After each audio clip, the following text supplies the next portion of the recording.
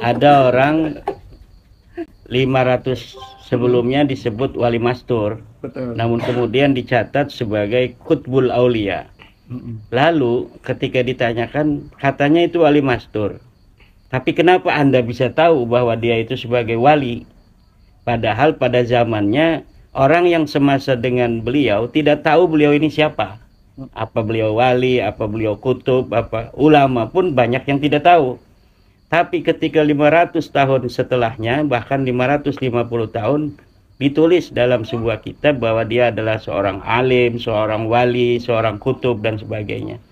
Nah, ini yang terjadi pada salah satu klan yang ada di masa lalu, kemudian yang hari ini para keturunannya ada, dan polanya sama juga dengan pola leluhurnya dalam mengklaim leluhurnya telah sampai pada derajat tertentu dalam ilmu ataupun kewalian. Inilah yang menjadi sebuah PR bagi kita semua untuk meluruskan kembali dari efek-efek negatif klaim-klaim itu untuk bangsa kita. Karena Kiai Mujahidin sebuah klaim terhadap sejarah, apalagi sejarah yang sudah mapan dari keluarga Nusantara, misalnya kuburan yang diklaim namanya dengan nama-nama tertentu yang bukan dari Nusantara, al-anu, itu akan berimplikasi terhadap kesejarahan masa yang akan datang, di mana nanti akan terkaburkan antara sejarah yang sesungguhnya dengan sejarah yang terbentuk mulai hari ini, yang kemudian akan diyakini kebenarannya pada masa yang akan datang. Nah, ini yang sedang terjadi di beberapa titik dalam diskursus masalah kuburan-kuburan palsu. Jadi disebut kuburan palsu itu ada beberapa tipologi. Pertama, kuburan itu memang tidak ada kuburan, kemudian sengaja dibikin kuburan dan diberi nama orang yang tidak pernah ada di masa lalu. Yang kedua adalah kuburan yang sudah mapan sebagai seorang pahlawan, kemudian silsilahnya dirubah mulai leluhur keberapa sehingga melenceng daripada leluhurnya yang sebenarnya. Dia tadinya adalah keturunan raja-raja Mojopahit, Raja Mataram, kemudian bisa belok ke klan-klan yang ada di Yaman misalnya. Yang ketiga tipologinya adalah kuburannya ada di suatu tempat, kemudian dia bikin lagi kuburan, kemudian dia tambahin namanya sebagai alias dari pahlawan kita yang sudah ada kuburan itu. Jadi ini kuburan palsu ada, namanya diambil dari nama pahlawan kita, kemudian dialiaskan sebagai bagian dari al-anu ini. Dan ini yang sudah terjadi, dan ini sangat berbahaya apabila hari ini kita tidak mempunyai kepedulian untuk mencegahnya, untuk merapikannya kembali, maka 100-200 tahun yang akan datang bangsa kita akan belok sejarah dan pemahaman cucu-cucu kita, generasi yang akan datang itu akan gelap terhadap sejarah leluhurnya sendiri. Ini yang menjadi keprihatinan kita, dan kita memohon pada para pelakunya untuk bertobat. Bagaimana cara bertobatnya? Bertobatnya adalah dengan pertama, apabila kuburan itu sama sekali dulunya tidak ada, kemudian mereka bentuk, maka kuburan ini dihancurkan. Kalaulah kuburan ini sudah punya nama dan makamnya ada, dia bikin makam palsu lagi, maka kita minta alias yang dialiaskan oleh mereka terhadap leluhur kita, pahlawan kita ini, untuk dicoret itu aliasnya. Dan apabila tidak mau, ya terpaksa kita harus bergerak ke ranah selanjutnya yang diatur di dalam negara kita, yaitu ranah hukum. Karena ini sudah masuk dalam kategori pemalsuan dan penipuan. Pemalsuan terhadap sebuah sejarah dari tokoh kita. Yang kedua, penipuan terhadap masyarakat. Kebohongan publik ini masuknya. Dan ini yang harus menjadi perhatian, dan mudah-mudahan mereka sadar untuk segera bertobat, untuk menghentikan segala upaya-upaya. Apabila di dalam hati mereka ada keinginan yang jahat itu, maka segera bertobat untuk menghentikannya. Kalaulah itu hanya sebuah kesalahan, ya mudah-mudahan itu diampuni oleh Allah Subhanahu wa taala. Tapi kalau itu sebuah kesengajaan, dengan bertobat insya Allah juga akan diampuni oleh Allah Subhanahu wa taala.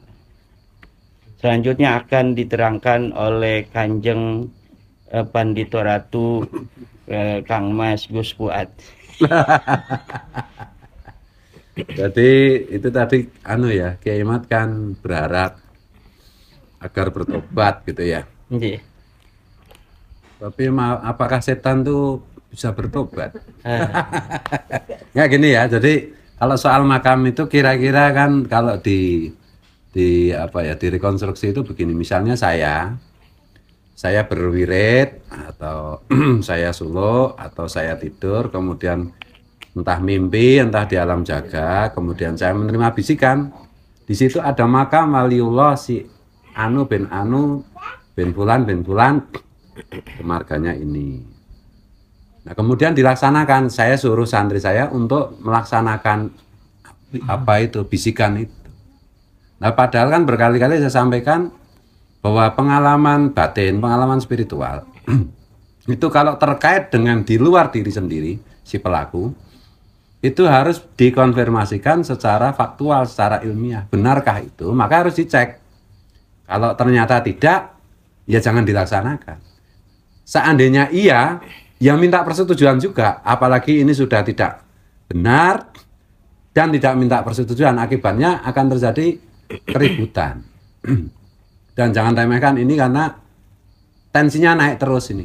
Tensinya naik terus. Jadi ya kita sih berharap tidak terjadi seperti di Rohingya gitu. Tapi kalau trennya seperti ini, tidak segera mereka itu taslim, menyerah, mengakui, kemungkinan untuk menjadi seperti Rohingya itu kok menurut hitung-hitungan kita kok besar gitu.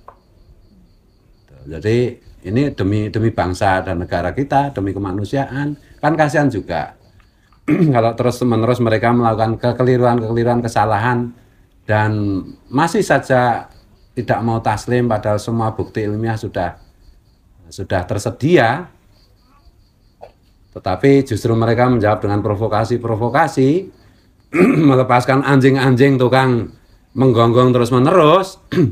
Ya bukan Kiai Mat, bukan saya, bukan Tubagus Mogi, bukan KRT Fakih, bukan yang lain. Yang ngamuk itu nanti publik. Survei-survei kan membuktikan. Dulu waktu kita pertama kali duduk di sini kan saya sampaikan paling sedikit 60-75% kan. Semua survei membuktikan bahwa publik itu 60-75% itu hari ini tidak sekedar mendukung apa yang benar, tetapi sudah mulai marah. Nah ini menurut saya negara harus turun tangan. Kalau enggak ini pasti kisruh pasti. Bahkan tadi ngobrol-ngobrol sebelum Kiai Mat dan Tubagus Mogi datang itu. Coba bisa kita minta tukang survei isu tentang ini, tentang pelurusan sejarah, tentang apa itu pemalsuan nasab, tentang pemalsuan kuburan, itu jauh lebih diperhatikan publik bahkan dibandingkan dengan isu pilpres. Bayangkan, pilpres itu kan hajatan paling besar untuk sebuah negara termasuk di Indonesia. Ini aja kalah kok isunya itu. Kalah dengan isu ini. Karena ini masalah benar salah dan tidak bisa abu-abu. Yang lembut dan yang kasar ya sama aja. Bagi saya sama saja. Bedanya itu mau ngakui enggak kalau mereka keliru, mau ngakui enggak mereka bukan keturunan Nabi. Mau ngakui enggak bahwa DNA mereka memang berhaplo G Yahudi, Khazar. Kalau enggak, ya kita sudah memperingatkan lah. Makanya saya alhamdulillah bukan ketum laskar lagi. Saya di mana-mana cuma menjadi penasehat. Jadi kalau ada apa-apa kan nggak bertanggung jawab lagi. Pola yang di Palestina itu sama. Di dalam majalah Middle East Monitor orang-orang Yahudi sekarang di Yerusalem yang menguasai Palestina itu untuk menancapkan dan memantapkan bahwa mereka itu legal tinggal di Palestina. Itu tahun 2022 kemarin, 2022, sekarang baru 2023, 1 tahun kemarin, itu membuat sekitar 100 makam yang dikesankan makam tua. Untuk apa orang Yahudi di Palestina membuat 300 makam yang dikesankan makam tua? Agar melegalkan bahwa betul mereka ini di Palestina bukan menjajah, tetapi kembali kepada tanahnya yang hak. Buktinya ada makam-makam leluhur kami zaman dulu yang sudah ada di Palestina ini. Padahal makam-makam itu baru dibikin. Jadi mungkin bikinnya malam, kemudian siang-siang orang tidak terlalu memperhatikan, lama-kelamaan kemudian diklaim bahwa makam ini adalah makam leluhur kami sekian ratus tahun yang lalu. Dan ini sudah menjadi perhatian dari para pemikir-pemikir, para sejarawan di Palestina, bahwa pola-pola semacam yang terjadi di Indonesia ini tidak jauh berbeda dengan pola yang terjadi di Palestina yang dilakukan oleh kaum Hazari juga. Karena perlu diketahui Yahudi yang hari ini ada di Israel itu bukan Yahudi keturunan Nabi Yakub. Mayoritas dari mereka adalah Yahudi keturunan Khazari yang sama berhaplogrup G juga. Maka dari persamaan haplogrup yang ada dengan pola pemalsuan makam yang terjadi, ini kita bisa menghubungkannya. Tidak boleh tidak, walaupun tidak mau menghubungkan, tapi ternyata polanya sama dengan haplograf yang sama.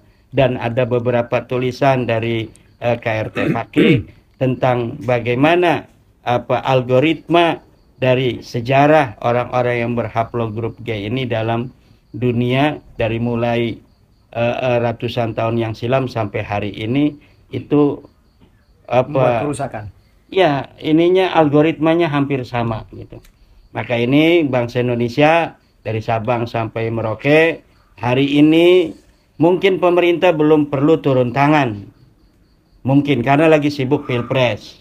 Puyeng juga memikirkan bagaimana keamanan Pilpres.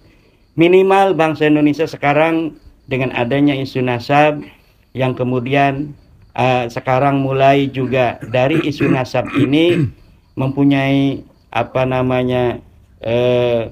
irisan-irisan dengan sejarah, irisan-irisan dengan adanya makam-makam palsu. Maka ini harus mulai cilok kanan, cilok kiri. Apakah ada kejadian semacam di Ngayogyakarta, Hadiningrat, makam-makam yang diklaim atau makam-makam yang baru diadakan seperti di Semarang, di Jogja, di Solo, ini yang ada di lingkungan masing-masing. Kalau ada, segera untuk diteliti. Kemudian ditanyakan apa motif orang-orang yang bikin makam itu, siapa dia. Kalau misalnya dia hanya mencantumkan nama bangsa Indonesia, Mbah Jabrik misalnya, itu tidak terlalu berbahaya. Tapi kalau sudah namanya ini nama orang-orang luar dari bangsa Indonesia, dari anak-anak atau dari suku-suku Nusantara sendiri, maka ini dikhawatirkan sengaja pola ini dilakukan untuk mengkaburkan sejarah di masa yang akan datang. Sehingga sejarah ini akan menjadi begitu gelap untuk difahami hakikat kebenarannya oleh para anak-anak cucu kita di masa yang akan datang. Kalau perlu langsung dibongkar apabila ada makam-makam yang tidak jelas juntrungnya, siapa dia, kesejarahannya bagaimana. Kok dulunya enggak ada, sekarang kok ada. Dulunya orang situ enggak mengenal, kok sekarang tokohnya itu ditokohkan, atau sosoknya itu yang dulu tidak ada, kemudian dibentuk nilai-nilai kesejarahannya. Ini sangat berbahaya sekali. Mungkin mau nambahkan Kang Mas. Oke. Assalamualaikum warahmatullahi wabarakatuh.